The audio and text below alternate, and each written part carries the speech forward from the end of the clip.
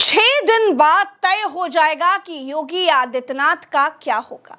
6 दिन बाद फैसला हो जाएगा कि नीतीश कुमार का क्या होगा और 6 दिन बाद यह भी तय हो जाएगा कि गुजरात लॉबी की किस्मत उन्हें किधर ले जाएगी। फैसला हो जाएगा कि मोदी जी के सियासी भविष्य का क्या होगा।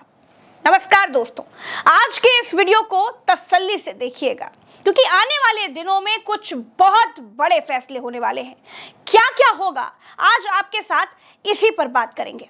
दोस्तों, एक बार नहीं बल्कि 7 बार बीजेपी अध्यक्ष के ऐलान की तारीख टाली जा चुकी है। हर बार कहा जाता है कि अभी कुछ राज्यों में संगठन का चुनाव बचा हुआ है, अभी महाकुंभ निपटने के बाद करेंगे, फिर कह दिया कि दिल्ली चुनाव हो जाने दीजिए, फिर बोले कि नवरात्र निपट जाने दीजिए और इसी बीच जेपी नड्डा को एक और एक्सटेंशन मिल गया। लेकिन दोस्तों, अब मियाद पूरी हो चुकी है। 20 अप्रैल तक ही जेपी नड्डा अध्यक्ष हैं और अब बीजेपी को ऐलान करना ही होगा। बेंगलुरु के अधिवेशन में संघ प्रमुख ने नड्डा से साफ बता दिया है कि हमारी पसंद संजय जोशी हैं, आप ये बात दिल्ली तक पहुंचा दीजिए। इसी के फौरन बाद 30 मार्च को मोदी जी नागपुर पहुंच गए, वो भी 11 सालों में पहली बार। यकीनन ये कोई छोटी मोटी बात तो नहीं थी।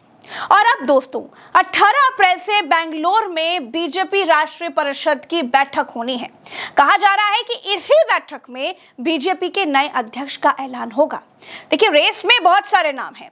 वसुंधरा राजे, शिवराज सिंह चौहान, सुनील बंसल, विनोद तावड़े, पुरंदेश्वरी, मनोहर लाल खट्टर, प्रहलाद जोशी, जी किशन रेड्डी, बहुत सारे। लेकिन संघ की पहली पसंद है संजय जोशी, और अगर जोशी नहीं तो फिर नितिन गडकरी। और दोस्तों, ये दोनों ही नाम गुजरात लॉबी को पसंद नहीं है। संघ चाहता है कि अध्यक्ष पद गुजरात लॉबी के प्रभाव से दूर हो। संघ बार बार संजय जोशी का नाम ले रहा है, लेकिन कहा जाता है कि संजय जोशी नरेंद्र मोदी की आंख में चुभते हैं। कैसे, वो बताती हूँ। दोस्तों, दरअसल हुआ यूं कि 6 अप्रैल को संजय जोशी का जन्मदिन था। इसी दिन गुजरात में बीजेपी के एक तहसील अध्यक्ष यानी तालुका प्रमुख प्रकाश भाई सांकिया ने उन्हें बधाई दे दी। और अब प्रकाश भाई का कहना है कि वहां के बीजेपी जिलाध्यक्ष ने उनका इस्तीफा मांग लिया है। संजय जोशी के अंदर आखिर ऐसा क्या है जिससे गुजरात लॉबी बहुत परेशान रहती है। ये सवाल जब हमने अशोक वानखेड़े जी से पूछा तो उन्होंने क्या जवाब दिया, सुनिए। मोदी जी वहां मुख्यमंत्री बने, उनको सारी ताकत मिली। ऐसे में 2005 में एक सीढ़ी आई, उस सीढ़ी के चलते इस्तीफा हुआ। बाद में फोरेंसिक लैब ने उस सीढ़ी को फेक बताया और जो भी नतीजे आए, उसके बाद जो जोशी जी थे वो चाहते थे कि यदि ये फेक सीढ़ी के चलते मुझे जिस पद से हटाया गया उस पद से मेरी वापसी होनी चाहिए, लेकिन वो हो नहीं पा रही थी।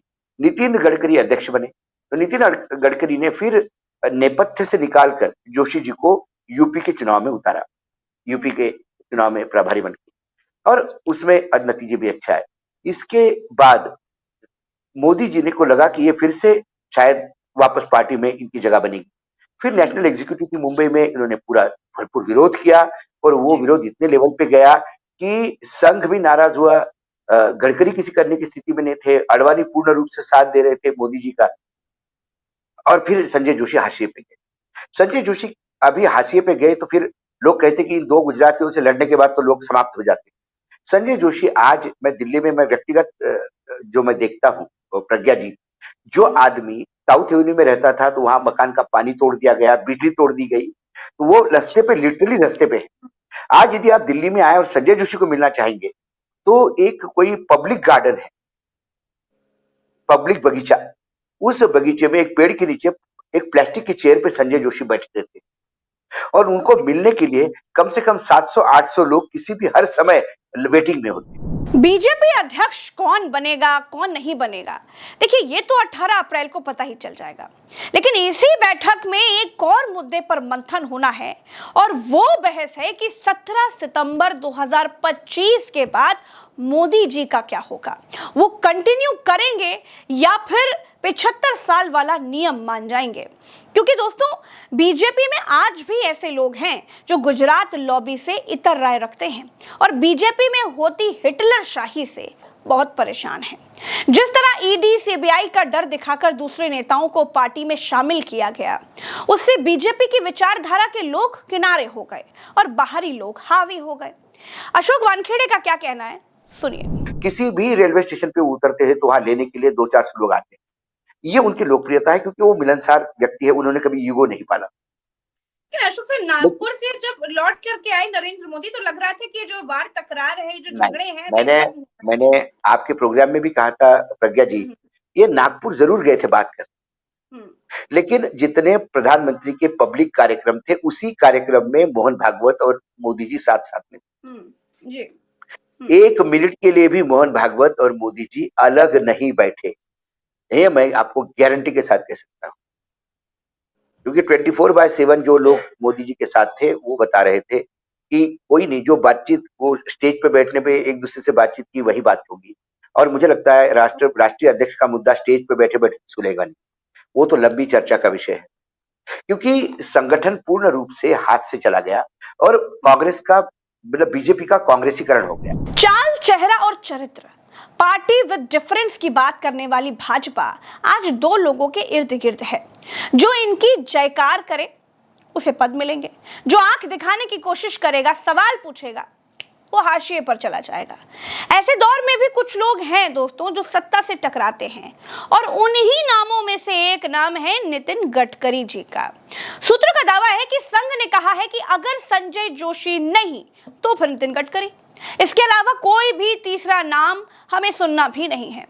सवाल दोस्तों ये भी है कि आखिर अध्यक्ष चुनने में बीजेपी को इतना समय क्यों लग रहा है। अगर मैं जून से ही देखूं तो 10 महीनों से बीजेपी अध्यक्ष खोज रही है लेकिन मिल ही नहीं रहा है। इतना समय क्यों लग रहा है भैया?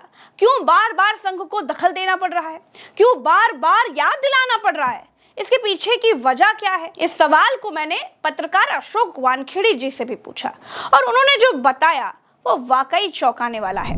जब अपोजिशन स्ट्रांगली सामने आ गया तो पत्ते के बंगलों की तरह ढेर हो गई कांग्रेस। अब बीजेपी के सामने तो ये सारे इंडिया गठबंधन पूरी ताकत से वापस आने की सोच रहा है, ऐसे में इनको ढेर होने में टाइम नहीं लगेगा। इसलिए बीजेपी को वो पुराना संगठन वापस आने के लिए, जहां संगठन अंकुश होगा सत्ता पे, ना कि सत्ता के दरबार में संगठन मुजरा करने जाएगा। ये जो परिकल्पना है, इसके चलते इस बार, और यदि इस बार 370 आ जाते बीजेपी को, तो यकीनन मैं आपको कहता हूं संघ पे भी रिसीवर बैठ जाता। संघ पे भी कोई गुजराती इनके लॉबी का आदमी संघ चालक हो जाता और ये बोलते कि आपने संघ को बिल्कुल अलग ढर्रे पे ले गए, संघ ये नहीं है जो आप सोचते हैं, और एक नया आदमी आएगा। संघ इस बात को जानता है, संघ ये जानता है कि भस्मासुर की जैसी स्थिति हो गई है, तो ये संघ के भी जीने मरने का सवाल है। इसीलिए एक्सटेंशन पे एक्सटेंशन दिए जा रहे हैं। उस दिन अमित शाह जब बोले, देखिए अखिलेश जी ने जब सवाल उठाया तो उन्होंने कहा कि सबसे बड़ी पार्टी है आपकी लेकिन अभी तक अध्यक्ष नहीं बना पाए, तो उन्हें तुरंत उनको लगा लूज बॉल है और उन्होंने छक्का मार दिया और उन्होंने कह दिया कि अरे अखिलेश जी, आपके तो 4 आने वाले अध्यक्ष में मैं बता देता हूं आप ही के परिवार के होंगे, लेकिन हमारी तो पार्टी इतनी बड़ी है, टाइम लगता है, ये उन्होंने कहा। तो दोस्तों सारी लड़ाई है अपनी सियासत को बचाए रखने की। मुझे लगता है कि आप आसान भाषा में ये सारी राजनीति समझ गए होंगे कि आखिर बीजेपी को अध्यक्ष चुनने में इतना टाइम क्यों लग रहा है। अब इंतजार कीजिए बीजेपी के लिए और खास तौर पर गुजरात लॉबी के लिए आने वाला ये जो हफ्ता है ये बहुत अहम होने वाला है। बैठक से क्या निकलेगा, किसके नाम का ऐलान होगा, ये 18 अप्रैल को पता ही चल जाएगा। फिलहाल आज के इस वीडियो में मेरे साथ इतना ही। सच की पत्रकारिता को बुलंद करने के लिए आप अपनी राय प्रज्ञा मिश्रा को कमेंट में बता सकते हैं। अपनी प्रज्ञा का साथ दीजिए, चैनल को सब्सक्राइब कीजिए। चलते हैं, राम राम, तो अस्सलाम, जय हिंद।